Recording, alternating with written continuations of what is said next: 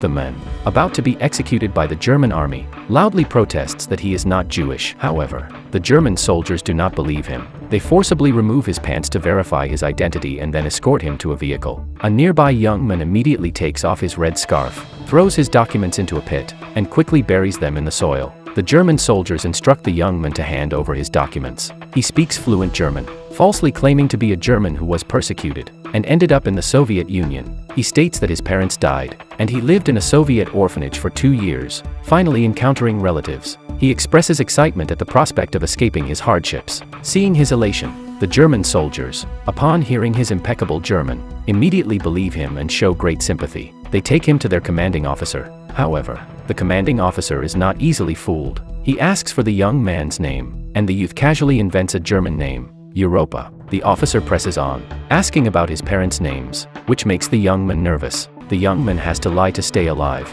He gave himself a made-up German name, but when the commanding officer asks about his parents' names, he hasn't had a chance to make them up yet. The officer notices his difficulty and thinks it's a sensitive topic, assuming that the young man's parents were killed by the Soviets. At this moment, a Soviet officer refuses inspection. The German soldiers immediately call over Europa, who understands Russian, to act as a translator. To their surprise, the Soviet officer turns out to be Stalin's son. This stroke of luck, capturing such a high-profile individual, prompts the German commander to report to higher authorities. Stalin's son expresses disdain, accusing Europa of being a traitor, and spits on him. German soldiers quickly step forward to protect Europa, warning the Soviet officer to restrain himself or face consequences. Later, Stalin's son is treated as a trophy, and German soldiers forcefully bring Europa for a joint photograph. The German military considers Europa a lucky charm, capturing such a prominent figure whenever he is present, and they take him to the headquarters. A condemned man, pretending to be German, manages to deceive everyone and even gets some sausages to eat.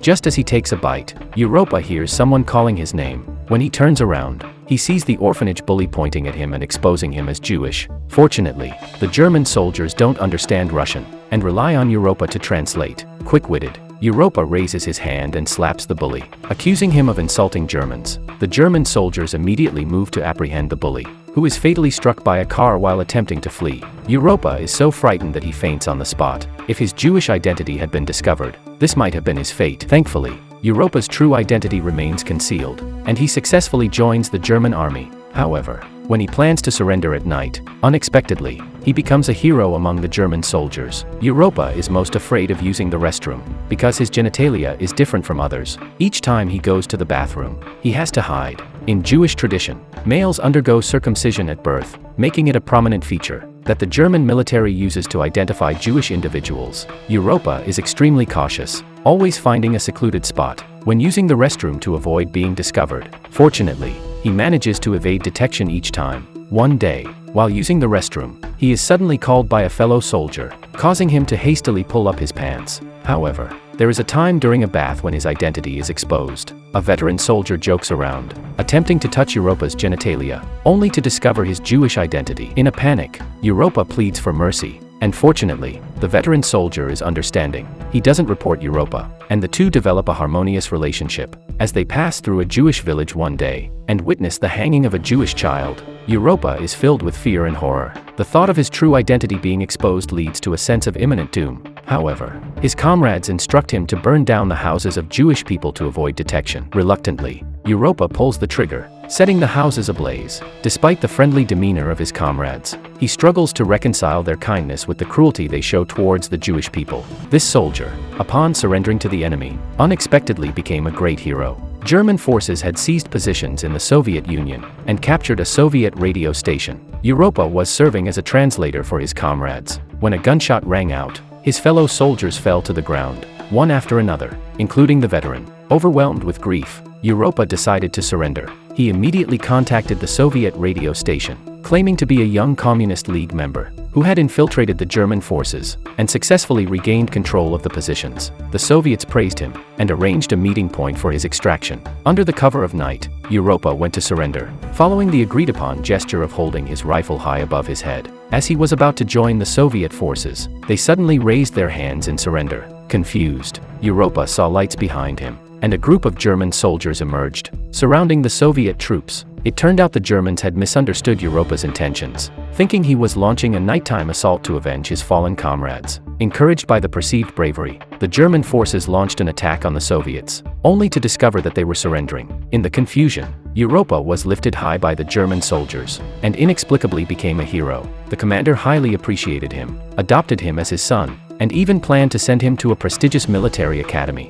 The commander arranged a new identity for Europa. A Jewish person unexpectedly finds himself enrolled in a Nazi officer training school, where the curriculum revolves around learning how to exterminate Jews. Even the school anthem's lyrics describe long knives piercing into the bodies of Jews. Europa, despite feeling deeply uncomfortable, forces himself to maintain composure. The halo of a war hero surrounding Europa makes him highly popular in the school. Even the aloof goddess-like figures treat him with admiration. However, life in the school is more perilous than the battlefield. Europa experiences fear and anxiety. Every time he needs to use the restroom or take a shower, he meticulously checks the door lock each time he uses the bathroom, and opts for showering when no one else is around. Only when he sees classmates showering in shorts does he finally release his suspended anxiety. Europa excels in various competitions at school, becoming a prominent figure. However, during academic classes, he feels on edge. A teacher, self-proclaimed as an expert, in the very first lesson teaches them how to identify Jews. Jews, according to the teacher, have high foreheads, dark hair, hooked noses, pointed ears, and walk like monkeys. Subsequently, the teacher calls Europa to the front of the class for an on-the-spot demonstration. After finishing this class, the boy might face execution because he is Jewish, and the teacher is an expert in identifying Jews. Europa is terrified, barely daring to breathe. As he forcefully maintains composure and undergoes the teacher's measurements, the teacher measures Europa's nose, head circumference, and even compares the color of his pupils using a color chart. Sensing something amiss, the teacher carefully observes Europa's face from different angles. Europa's heart is in his throat. But fortunately, the teacher ultimately concludes that Europa has Aryan bloodline. Europa can finally breathe a sigh of relief, as the teacher's verdict ensures that no one will doubt his Jewish heritage. Turning misfortune into fortune, Europa successfully woos the class beauty. They go on their first date, and when the girl suggests to hook up, Europa hesitates but eventually agrees, thinking that in the darkness of night, he can finally embrace his love. One day, passing by a Jewish cemetery, the girl remarks that Jews deserve the disrespect they receive. Witnessing his own people being insulted, Europa becomes furious. He raises his hand and slaps the girl hard. The girl can't believe Europa hits his own people for Jews. The military academy had a rule that required students to undress completely for the physical examination. Being Jewish and having undergone circumcision at birth, Europa knew that exposing himself would undoubtedly lead to execution by the Germans. To conceal his identity, he resorted to a makeshift procedure, using a thread to mimic the appearance of being uncircumcised. The pain made him break out in a cold sweat. During physical training, Europa unexpectedly fell, causing the improvised surgery to come undone. He was in so much pain that he couldn't stand up. His classmates, thinking he was injured, informed him that the annual physical examination was scheduled for the next day, making Europa even more worried. Surprisingly, the next day's physical examination required students to be completely naked. Europa couldn't afford to have his secret exposed. Thinking quickly, he covered his mouth, pretending to have a toothache, and left, crying out in pain. Although he managed to evade the physical examination, he lost a healthy tooth as the dentist forcibly extracted it. In the subsequent assassination training, Europa almost exposed himself. The dummy he was practicing on had a six-pointed star sewn onto it, the unmistakable symbol of Judaism. Without hesitation, his classmates ruthlessly stabbed the dummy. However, Europa hesitated and struggled with the decision. Under the teacher's urging, he reluctantly stabbed the dummy, raising suspicions about his identity. A Jewish person posing as a German student was caught. When the teacher noticed the absence of identification, Europa hurriedly explained that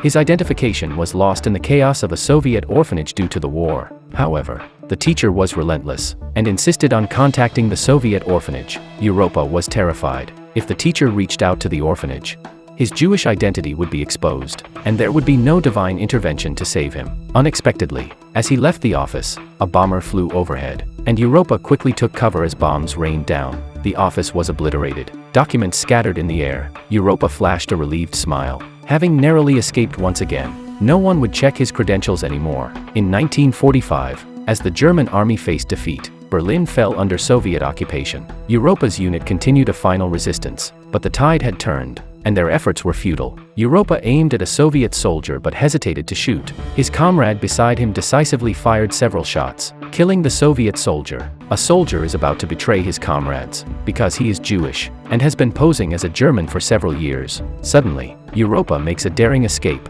understanding the inevitable defeat of the German army. Disregarding the shots fired by his commander behind him, he sprints towards the Soviet camp, raising his hands in surrender, and revealing his Jewish identity. He is taken back to the Soviet camp. The Soviet commander becomes suspicious of Europa's Jewish identity, thinking he might be a double agent. Unlike the emaciated Jewish prisoners tortured by the Germans, Europa appears healthy, and wears a respectable German military uniform. The commander shows Europa photos of Jews persecuted by the Germans. Shocking him, the commander hands Europa over to a Jewish person, allowing him to deal with Europa as he pleases. Seeing Europa in the German military uniform, the Jewish person, who has endured unbearable torment by the Germans, raises his gun. Just as he is about to shoot, someone calls Europa's Jewish name from behind. To his surprise, it's his long-lost brother, and Europa miraculously escapes once again. The two brothers finally reunite, embracing each other and shedding tears. After the ravages of war, they are the only family left. With the war over, Europa settles in Palestine. His miraculous experiences are attributed to divine favor, and he enjoys a life filled with extraordinary luck. The film is titled Hitlerjunge Salomon, and the narrator poses a question. Do you think Europa's survival is more dependent on luck or intelligence? If luck is more important, comment 111. If intelligence is more crucial, comment 222. The film is based on real events and features a person named Solomon Pearl, who miraculously survived through the extraordinary events of World War II. I recommend watching the original film. And with that, the content of this episode comes to an end. Don't forget to like and subscribe. See you next time.